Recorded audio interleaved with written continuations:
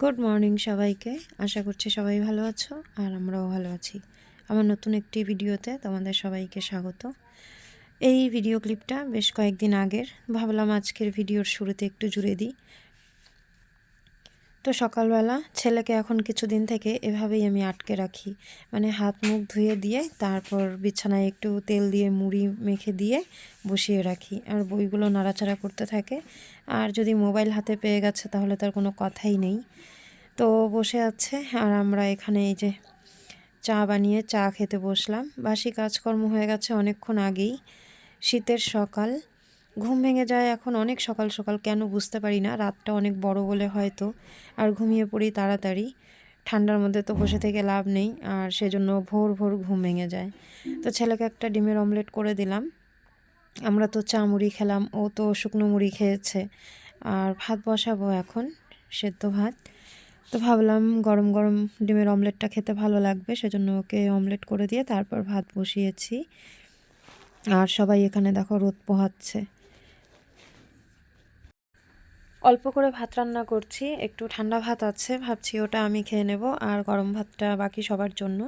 ভাতের মধ্যে কয়েকটা লঙ্কাও সেদ্ধ দিয়েছি, ওই সেদ্ধ লঙ্কার ফ্লেভারটা ভীষণ ভালো লাগে। তো লাউ এনেছে সকালবেলা, আর এনেছে ছোট মাছ। তো লাউটাকে কেটে ধুয়ে রেখে দিলাম, যখন রান্না করব তখন কুচোবো। আর ধনেপাতা দিয়ে লাউ ঘন্ট করব আজকে। তো এই যে ছোট মাছ দেখো, এগুলো নিয়ে যখন বসবো না 1 থেকে 1.5 ঘন্টা সময় লাগবে আমার। ছোট মাছ বেশিরভাগই সমুদ্র ঠাম্মি কেটে দেয়, কিন্তু এখন সুপারি কাটতে যায় বলে ছোট মাছ কাটার সময় পায় না। ভাত হয়ে গেছে, আমি এখন আবার একটু ধনেপাতা বাটতে বসলাম। আলু মাখার সাথে ধনেপাতা বাটা আর গরম গরম ভাত ভালোই লাগবে।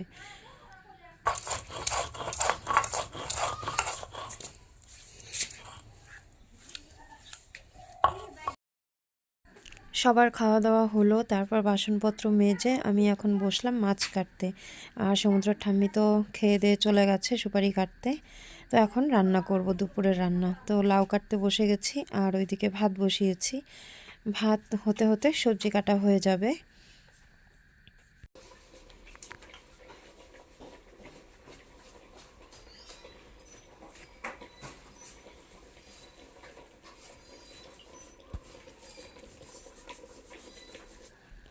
সমুদ্রের বাবা লাকড়ি ফাটাচ্ছে। কেরালা যাবে বলে হাতের কাজগুলো সব ছেড়ে দিয়েছে। তো কেরালা তো যাওয়া হলো না, এখন বাড়ির কাজই করছে। আর ওর দাদু এই যে গাছের লক ছিল সেটাকে চেরাই করে নিয়ে আসলো মেল থেকে। আর এই যে এখানে দেখো সবজি তো কাটা হয়ে গেছে, ধনেপাতা পেঁয়াজ লঙ্কা সব কুচিয়ে রেখেছি। পেঁয়াজ লঙ্কাটা দিয়ে মাছের চচ্চড়ি হবে, আর ধনেপাতাটা এই যে এই লাউ ঘন্টর মধ্যে দেব। অল্প বড়ি ভেজে দিয়ে দিয়েছিলাম, এখন ধনেপাতা ছড়িয়ে দিলাম। রান্নাটা করতে খুবই সহজ, কিন্তু খেতেও ভালো লাগে। আর তেল মশলা একদমই প্রয়োজন হয় না, সামান্য একটু তেল আর কালো জিরে ফোড়ন দিয়েলেই রান্নাটা হয়ে যায়। তো এই যে মাছের চচ্চড়িটাও হয়ে গেছে। এখন বাজে 2:30। সমুদ্র, ওর দাদু আর ওর পাপা তিনজনকে একসাথে খেতে দিয়ে দিলাম। ওনাদের খাওয়া হয়ে গেলে তারপর আমি আর সমুদ্র ঠাম্মি খেতে বসবো। তো খাওয়া দাওয়া সেরে তারপর দেখো রাস্তায় এসেছি। রাস্তার কাজ 2-3 দিন বন্ধ ছিল, আজকে আবার শুরু হলো। পাথর বিছিয়েছে উপরে আরেকবার, তারপর আবার বালি দিচ্ছে। এর আগেও একবার পাথর দিয়ে বালি দিয়ে সেটাকে সমান করেছে, তারপর আবার পাথর আবার বালি দিচ্ছে। তো পিচ ঢালাই কবে হবে জানি না। আমরা তো অনেক আশা নিয়ে বসে আছি, কবে নতুন রাস্তা হবে, কত ভালো লাগবে দেখতে। তো যাই হোক, এখন বিকেলবেলা, চলো ভিডিওটা আজকে এখানেই শেষ করছি। সবাই ভালো থেকো, সুস্থ থেকো। পরবর্তী ভিডিওতে দেখা হচ্ছে। আজকে এই পর্যন্তই।